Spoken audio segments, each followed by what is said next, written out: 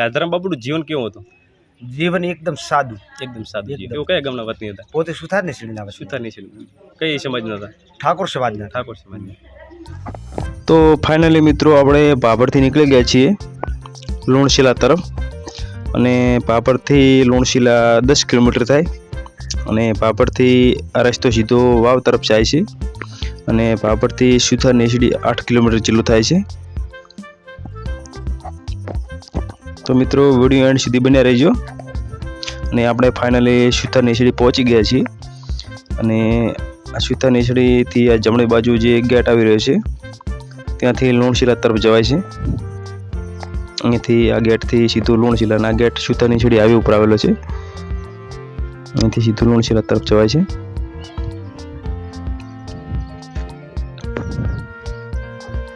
અને મિત્રો ફાઇનલી આપણે લુણશીલા ગામે પહોંચવા આવ્યા છીએ, અને તમે જોઈ શકો છો મંદિર પણ સામે દેખાઈ રહ્યું છે. એ સામે દેખાય તે મંદિર છે મિત્રો, જોઈ શકો છો લાધારામ બાપુનું. સદારામ બાપુનું પણ ત્યાં ધામ આવેલું છે. અને આ લુણશીલાનો જે બોર્ડ તમે વાંચી શકો છો, અને અહીંથી ડાબી બાજુ આપણે વળી જવાનું છે.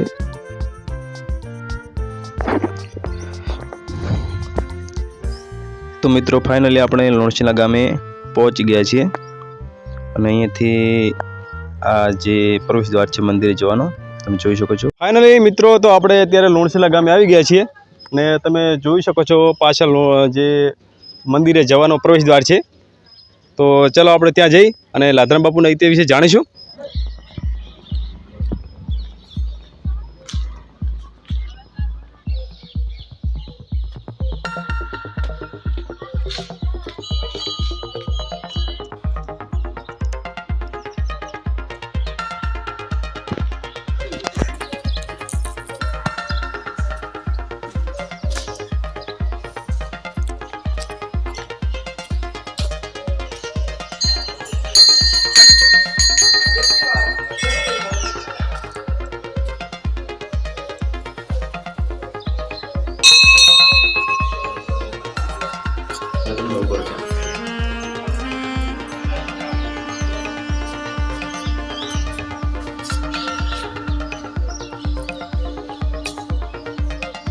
નમસ્કાર દર્શક મિત્રો, મારું નામ છે વિક્રમ, અને તમે જોઈ રહ્યા છો વિક્રમ ઠાકોર બ્લોગ. તો આપણે આજે જાણીશું લાધારામ બાપુના ઇતિહાસ વિશે, અને આપણે પૂજારી બાપા જે ઇતિહાસ આપણને જણાવશે. તો પહેલાં તો બા તમારું સ્વાગત છે વિક્રમ ઠાકોર બ્લોગમાં. પહેલાં તો તમારો પરિચય આપશો. હા, પહેલા પરિચય મારો પૂજારી તરીકે. જે પહેલા અમારી પૂજામાં મારા બાપા હતા નરસિંહદાસ મહારાજ. પછી એના પાછળમાં અમે એને દીકરા હતા. એટલે લગભગ અમારો 50 વર્ષથી આ અમારું પૂજાનું છે. 50 વર્ષથી અમે પૂજા કરીએ. 50 વર્ષથી. 50. તમારો પરિચય, તમારું નામ પૂરું? મારું નામ શામળદાસ નરસિંહદાસ સાધુ મહારાજ. સાધુ મહારાજ. હવે આપણે જાણીશું લાધારામ બાપુના ઇતિહાસ વિશે, કે લાધારામ બાપુનું જીવન કેવું હતું? જીવન એકદમ સાદું, એકદમ સાદું. એકદમ સાદું. તેઓ કયા ગામના વતની હતા? પોતે સુથારની શ્રેણીના વતની. સુથારની છે. કઈ સમાજના હતા? ઠાકોર સમાજના. ઠાકોર સમાજના. તો આપણે જે લાધારામ બાપુનો જે આપણે ઇતિહાસ છે, લોકો એવું કહે છે કે એક મુઠ્ઠી લાકડામાં જેવો પોતે અગ્નિ પ્રગટાવી સતે ચડ્યા, એનો ઇતિહાસ તમે વિગતવાર છે. લાધારામ બાપા લાકડાની વાત સાચી આવી. જ્યારે લાકડો તો ખાલી થોડો જ હતો, પણ જે પોતે આગળ વરદાન મેળવેલ હતા, શક્તિમાનું વરદાન મેળવેલ હતું, પછી હનુમાનજીનું વરદાન મેળવેલ હતું. જ્યારે આ વરદાન મેળવવાથી પોતે કે જ્યારે મારે હું માગું ત્યારે અગ્નિ તમારે પ્રગટ કરવી પડે. પરમાત્મા આગળ પોતે માગણી કરેલ હતી. જા દેવી શક્તિની પાસે પોતે માગણી કરેલ હતી. જ્યારે શક્તિના ધામમાં જ્યાં શક્તિએ કીધું કે તું આટલી હેરાન થાવે શું કરાવે, કે દેવી મારે બધા સંતો જળમાં નાહે છે, પણ મારે અગ્નિમાં નાહવું છે. અગ્નિમાં નાહી અને મારો સાર્થક જીવન બનાવવું છે. એટલે મારે એવું વરદાન જોઈએ, તમે મને અગ્નિ પ્રગટ કરો, એવું મારે વરદાન જોઈએ કે તથાસ્તુ. હવે અહીંયાથી જ્યારે બાપુ અહીંયાથી પછી પોતે જતા હતા દ્વારકામાંથી. દ્વારકા જતા ત્યારે ભગવાન હમા જે મહારાજનો વે લઈ, ઋષિનો વે લઈને પોતે આગળ ધોણો લઈને આગળ બેઠા. પોતે વિચાર કર્યો હું દ્વારકાનાથના દર્શન કરી આવું, વરદાન મેળવી આવું, તો મને દ્વારકાનાથ પણ પ્રસન્ન થાય.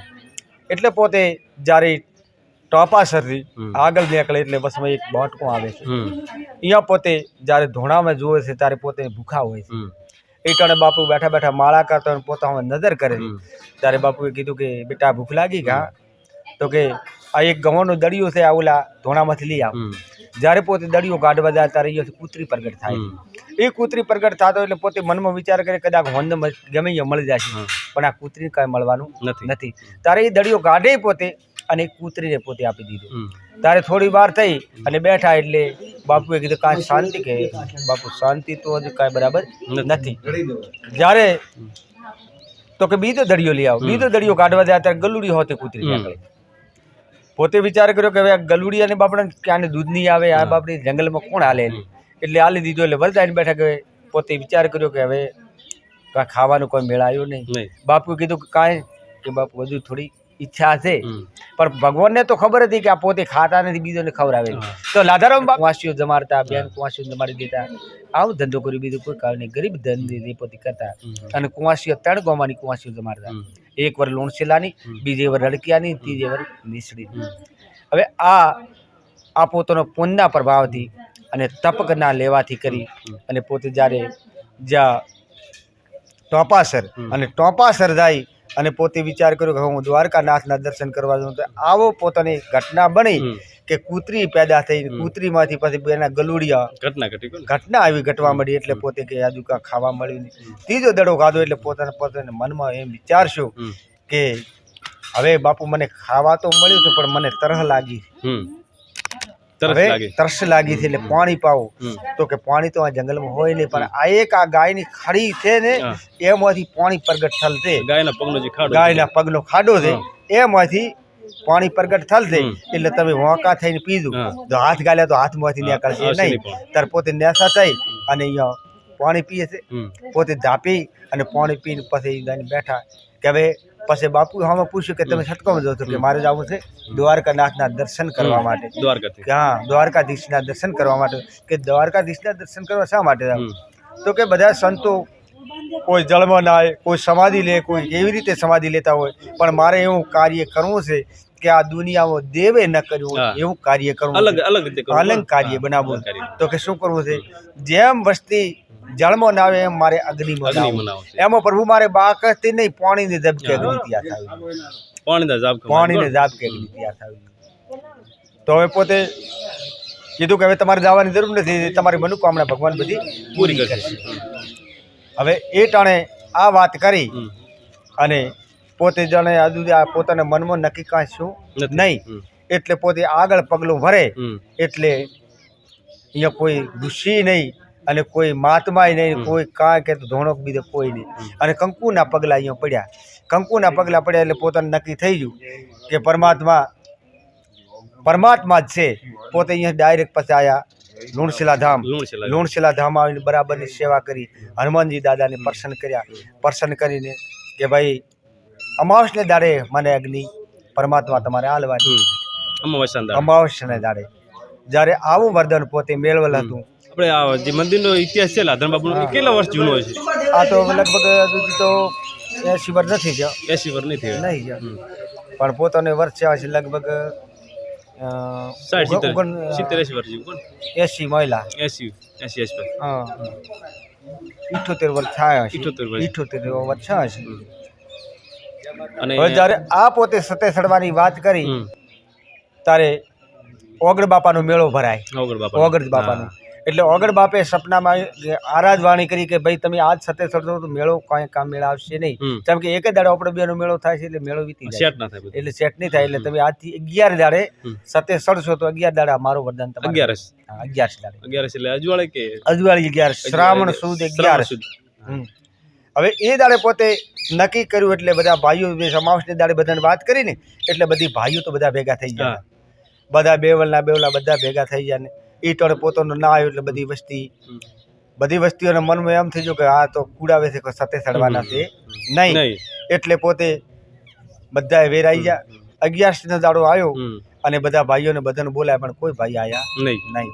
કોઈ ભાઈ ના આયા એટલે પોતાના મનમાં એમ શું કે હવે કોઈ ભાઈ આવે એમ લાગતા નથી. તારે ઓય કોઈ ઢોલો વગાડવા વાળો નતો.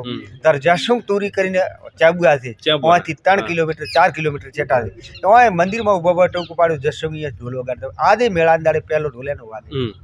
હવે એ ટોળે દાડે પોતે આવે અને બધે જરા આટલો લાકડો ખાલી આટલો લાકડો જ આટલા જ ભેગા કરેલ હતો અને પાણીનો લોટો ભરી અને હનુમાનજીની પરખમા કરી અને હનુમાનજી આગળ પોતે વરદાન માગેલ હતું કે પ્રભુ આજ તમે જે જે દેવો મને વરદાન આલ્યું એ વરદાન આજ તમે મારું સફળ કરો. એટલે જઈ અને હનુમાનજીની આરાધના કરીને જો આટલા લાકડા હતા એ મેલી અને મારે પાણી જાબકો મારે એટલે માંથી ખાલી ધમાડા નીકળ્યા. એટલે બાપુએ કીધું બાપુ આને તો કોઈ મેળ આવે એમ લાગતું નથી પણ પોતાના મનમાં નક્કી થઈ ગયું. લાધારામ બાપાને મનમાં નક્કી થઈ ગયું ધમાડા નીકળે ને મનનો વિશ્વાસ આવી ગયો.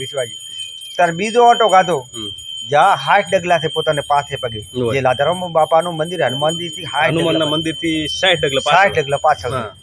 હવે પછી પાથે પગે જયારે પાછા આવીને વરે પાછા બાપુને કીધું કે બાપુ આને કઈ મેળાવે એમ લાગતું નથી. જયારે એને ઠકાણે પોતે બીજો જાબકો મારે એટલે થોડી થોડી અગ્નિ ચાલુ થઈ. એટલે કે બાપુ આને તો કઈ મેળાવે એમ લાગતું ને આ તો હસી થશે. એટલે ત્રીજી દંડ આવી પોતે બાપાને આરાધના કરીને જયારે સોટો નાખી ત્યારે મોટી મોટી અગ્નિ થવા મળી. પણ આમે કઈ મેળ આવે અગ્નિ કઈ મેળ આવે એમ નથી. અને જયારે ચોથી ફેર આવી અને બાપાને આરાધના કરીને જયારે હનુમાનજીના નામનો પોતાને હાકોટો આવ્યો ત્યારે હનુમાનજીની આ મદિક મૂર્તિ છે ત્યારે પથ્થર એક નથી શેરા બે હતા પણ મૂર્તિનું પથ્થર એક હતું. અને જયારે પોતાને વચમાં તિરાડ પડી એટલે એ અગ્નિ માથુડા સકતાઈ પાસે બેઠા બેઠા પોતે માળા કરવા માંડ્યા બહી જાય જેમાં જળમાં ના આવે એવી રીતે પોતે નાવા માંડ્યા. એટલે બધી વસ્તીને ખબર પડી કે બાપો તમે સત્ય ચડવા તૈયાર થઈ ગયા. ત્યારે બધી આખી વસ્તી બધી વસ્તી લાગી બધી ભેળી આવવા માંડી અને પોતાને ધર્મેલા કરેલા હતા રડકિયા.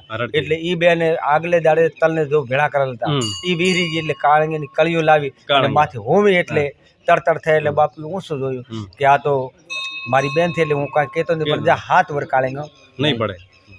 આવા બાપુના વરદાન હતા. પછી આપણે જે મંદિર છે અહીંયા કયા દિવસે પબ્લિક વધારે આવતી હોય?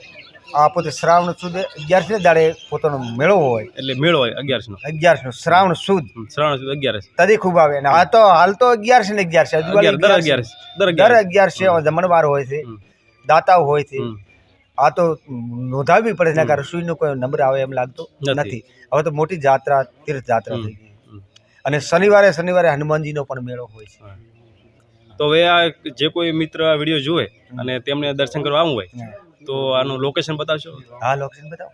હા નુરશીલા ધામ સુથાર નેસડી પાસે ગામ પાસે સુથાર નેસડીના લાધારામ બાપા વતની હતા તાલુકો બાબર જિલ્લો બનાસકાંઠા. અને જા લુણશીલા ધામ આ ઓય બાપાના ધામ છે 4 ધામ છે. મોટું ધામ હનુમાનજીનું એને પાછળ લાધારામ બાપાનું સદારામ બાપાનું નામ આપેલું. આ 4 ધામ લુણશીલા ધામ જેને આબુ એને આવી શકે અને ખૂબ ભક્તો આવે છે. જેની મનોકામના જેવી છે એવી બધી પરમાત્મા પૂરી કરે છે. નમસ્કાર મિત્રો, આ વિડીયો તમને કેવો લાગ્યો? જો વિડીયો સારો લાગ્યો હોય તો વિડીયોને લાઈક કરજો અને કોમેન્ટમાં જય લાધારામ બાપુ લખજો અને વિડીયોને શેર કરજો. અને આ ચેનલ ઉપર નવા હોય તો પ્લીઝ આ ચેનલને સબસ્ક્રાઈબ કરજો. જય લાધારામ બાપુ. જય લાધારામ. જય લાધારામ. જય લાધારામ.